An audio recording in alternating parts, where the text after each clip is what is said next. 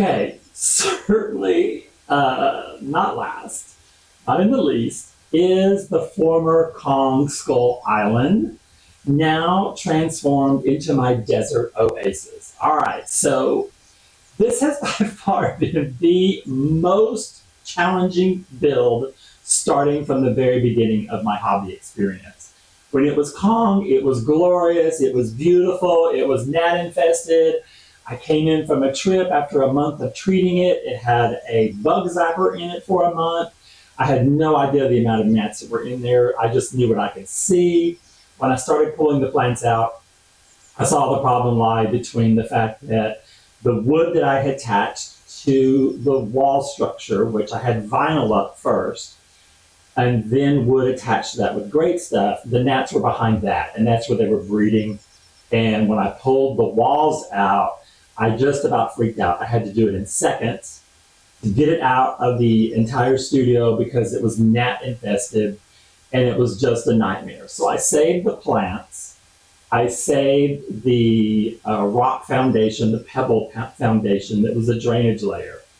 I decided I wanted a water feature. Kong had a water feature. Kong had a rain system, a rainforest system, and it just dropped droplets of rain on it, and it looked glorious. So this time I went with a 5-watt pump. I built the waterfall intact.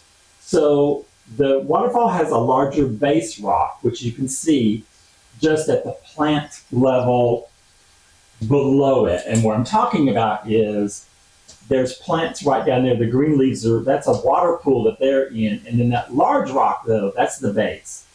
And then I started from the left and worked my way all up to the right top.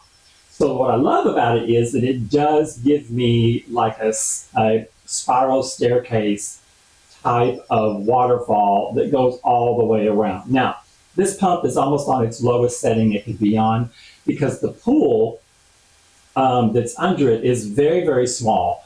And I put a rock base around it in silicone. Now, if the pump was any higher, it would drip over the rock base and get into the whole structure down here. So what I did was I had to waterproof the whole thing. So I sprayed my Gorilla Glue on several layers to seal the walls itself, because what I was finding out during the construction of this build is that gnats were still coming back into the place where they had had their 2 highest concentration of colonies.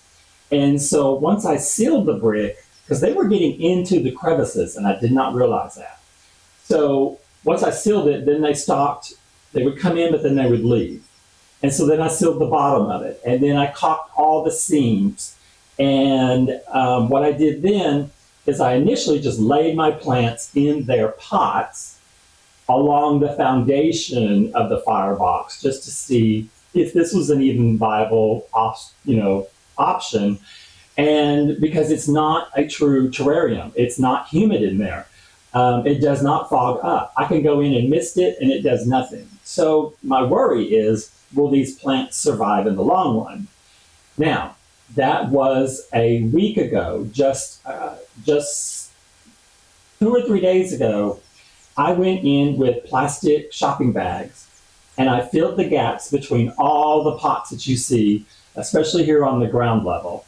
So I intertwined wadded up plastic all through here, and to get height on the back sides, put some risers in for the plants that are in the elevated section. Then I went in with 3 different sizes of rock and filled the whole area in rock. And then the last thing I did was put some sand on top. And I put some sand on top of the plants as well, because I do not want to have gnats coming into this again. I've read online where gnats do not like dry sand and dry rock. They won't lay their eggs there because it has to be a moist. So to get them to get in and get into where the moisture is underneath the rocks in the pots themselves. So I'm trying to stop that completely.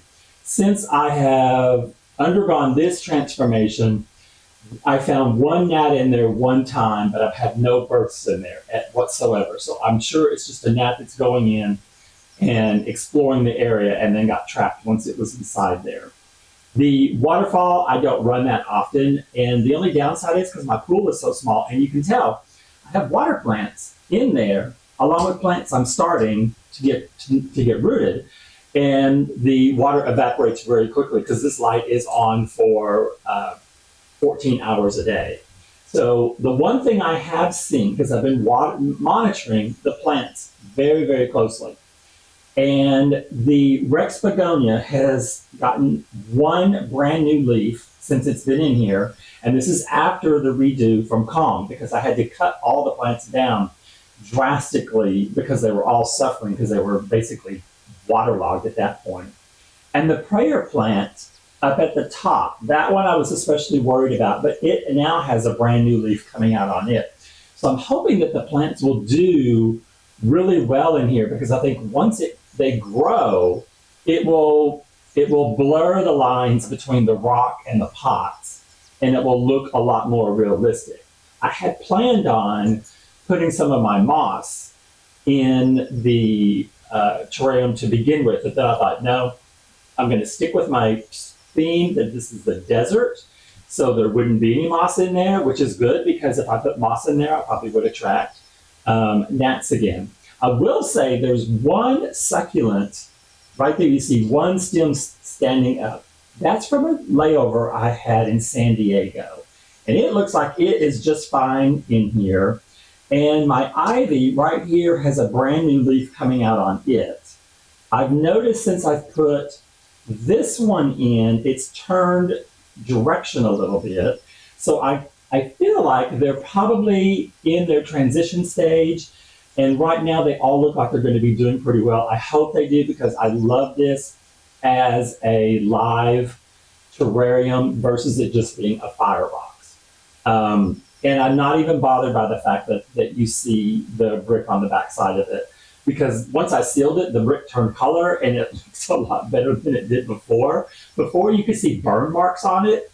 Now it just blends in as this beautiful color, and it looks really, really good with the rocks. Now, speaking about these rocks, all these larger rocks are rocks I have found at different places on my either nature walks or trash or construction sites, and I've just kind of like tried to blend them together. And I bought one size of rock. You can see these round ones. I bought a bag of those at Home Depot. But the pebble ones I went out scourging a riverbed and found other rocks that are more worn that look like they go with these. And I think it looks really, really cool. The hardest part was trying to hide the pots that are on the elevated section, because there's just no way I could pile up enough rocks that wouldn't invade the other plants. And I know that the plants will grow through wherever the rocks are if there's rocks sitting in their pot. So I'm not worried about that. I just want to make sure these all do really, really well. So that's it for me and the update. I hope you've enjoyed the video. Please give me a like, thumbs up, whatever you want to do. If you want to see more content, please subscribe. And I love the comments. So if you've got any comments about the builds or questions, just ask away. And because what I love about the channel is that we're creating a real community between people out there all across the world. So until the next video, you guys have a great day. Bye-bye. Hey guys, it's me again. I know you thought the video was over. Full confession, because I always tell you guys everything. I forgot I actually had this video still on a disc. And I've been on 2 trips. I've been gone a total of 10 days since the video that you just saw that I just shot.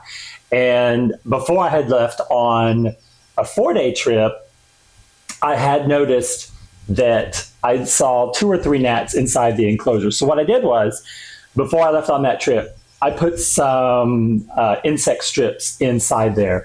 And as I suspected, I placed them strategically where I saw little tiny gnats crawling around. So I know we had a little outbreak here, and then one over here. And then I knew I had something that was flying around in the water feature area, and then just a little bit in the background in general there. So what I feel like happened here is because I know we didn't have any that were going in.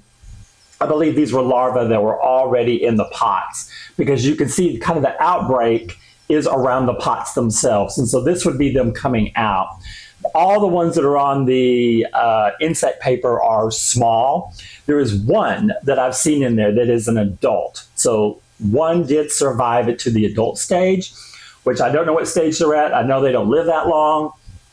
I'm going to just be monitoring this. I'm not opening up. I'm not going to spray this down.